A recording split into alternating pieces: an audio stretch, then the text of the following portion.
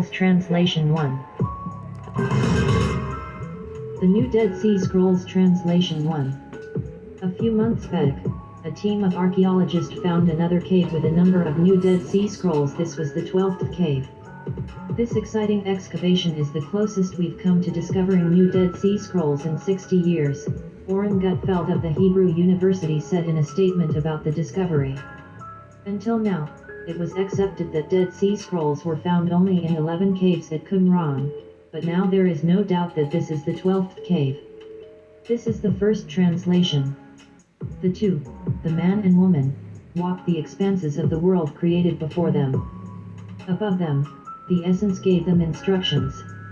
The man and woman were innocent. They did not know evil, they did not know well. They did not know light, they did not know dark. They simply ate from the fruit, as the Alpha did. They wandered, comforting each other. They had each other for company. They watched the spires grow and the world expand. They were bored. Even in such beauty that they could not begin to comprehend, they were bored. They did not know enticement, they did not know pleasure, and they did not know experience. In the center of the garden lied the fasted growing spire. They were warned by the essence not to touch this spire, but the two, in innocence, knew one thing: curiosity. The spy had picked his time to strike. He slithered off the trees and followed the woman. The woman had wandered off by herself, while the man remained in the garden. The snake wanted to strike and poison her, but not in the physical state. No, it wanted to corrupt them. It spoke. The woman turned around to face it. The woman had never seen it before, another form of life. Surely the essence would have mentioned this. It spoke to her, telling her of the spire growing in the center. Walk the path to the spire and enter inside. You will know what you seek.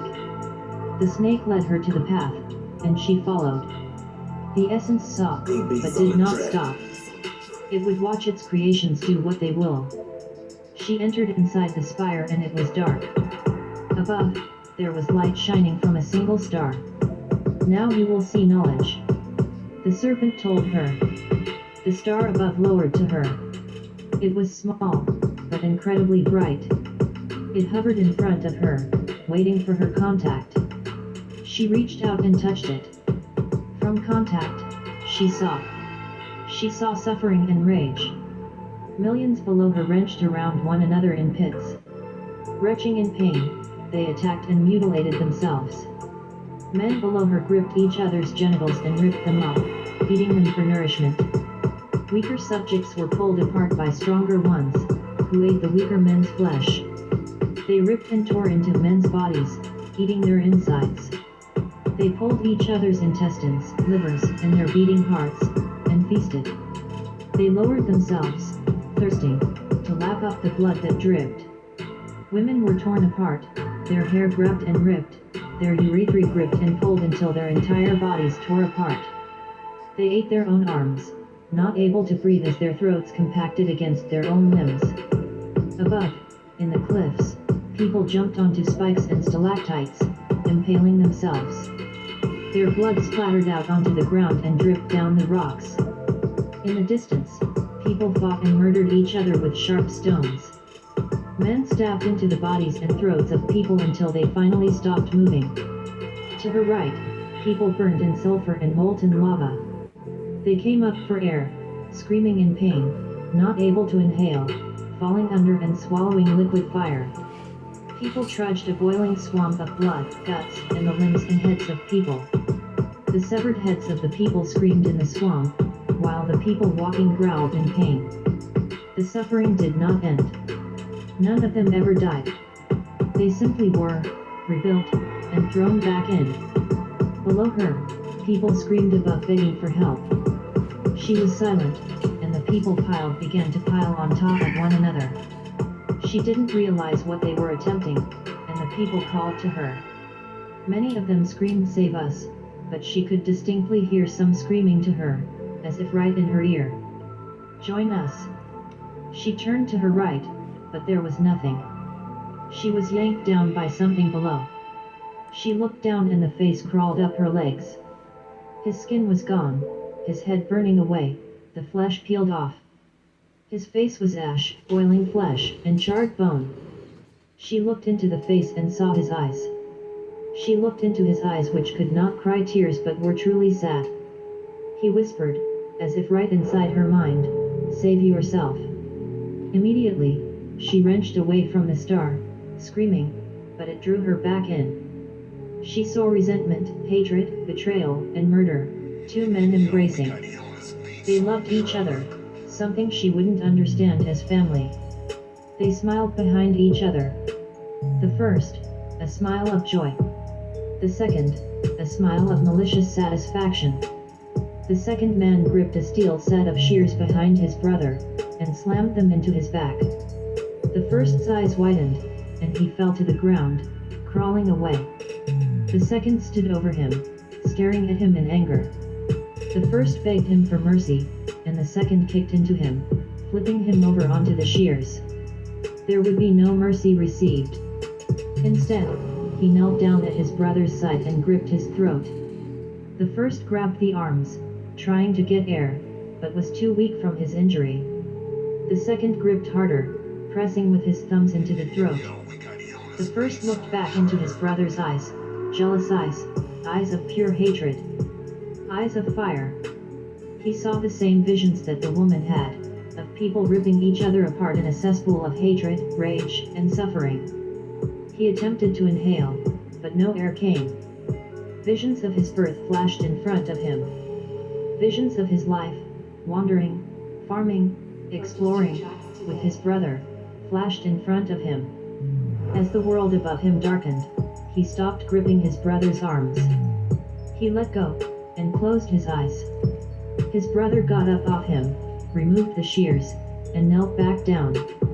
He stabbed the shears into his brother's throat.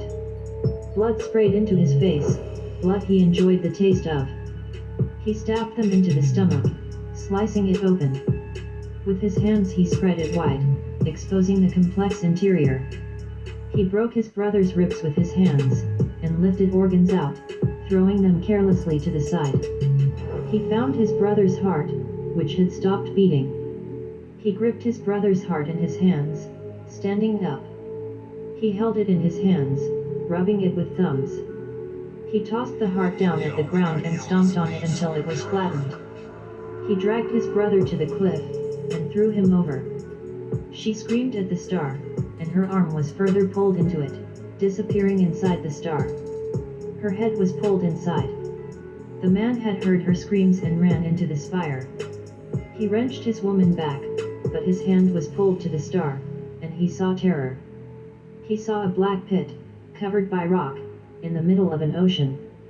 The rock rumbled, and something began to appear out of the pit. Enormous serpents slithered out of the pit, and into the ocean. Giants, of rock, flesh, wood, or ice, crawled out of the pit, and walked on the water towards land. Behind them, wraiths and men crawled out of the pits, the wraiths flying out of the pit towards him. Their faces were rotted, skulls with remnants of flesh and their eyes left. They wore robes of black silk and cotton, torn apart, exposing their necrotic legs and arms, skin covered with ulcers, exposing black flesh infested with maggots. They flew towards him, dragging his body inside the portal. They pulled him over to the pit, and dropped him inside. He screamed and fell inside the infinite darkness of the pit. As he fell inside, he began to make out a large object at the bottom. As he got closer, its eyes opened. Piercing red sclera and irises of fire appeared as the eyelids widened. Its arched, corrugated face was apparent now. Its face was squamous and rugose, comprised of slimy scales and stretched, wrinkled skin. Its mouth opened wide, and he saw skulls of human beings comprise its teeth. It was about to swallow him, when he was yanked far back, out of the pit. The creature clawed towards him, its thin, but gigantic arm extending, its 3 fingers and thumb reaching towards him, with its talons that could be no less than 20 feet long. It swiped for him, letting out a loud call, a shriek indescribable. The talons missed him by mere inches when he was swept out of the portal. When he was dragged out, he screamed, clawing against the walls. The woman attempted to look back inside, but was yanked back. The serpent called to both of them, "You now have knowledge. Was it the knowledge you sought?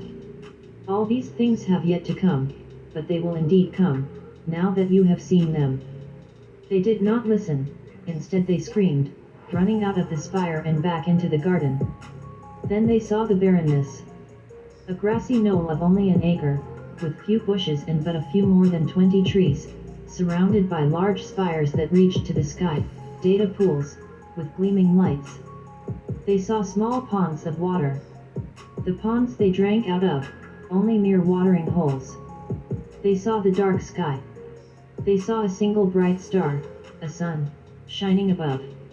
The tiny lights of stars only provided illumination. Ahead of them was barrenness. Nothing but gray ground. Nothing was grown ahead. There was no water, there were no trees, and there was no grass. The garden was a tiny, unimpressive oasis in the middle of nothing. Except for the spires, which pooled ultimate knowledge, the plans for all existence, the failed creations, the completed creations, everything incomplete. All order, all chaos.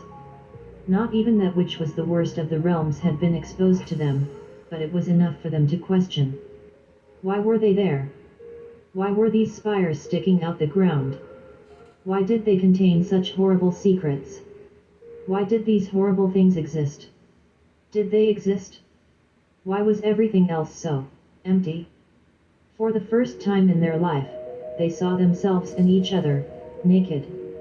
They were ashamed. He looked at himself and saw his body. He attempted to cover himself. She, looking at herself, did the same. Then the garden burned.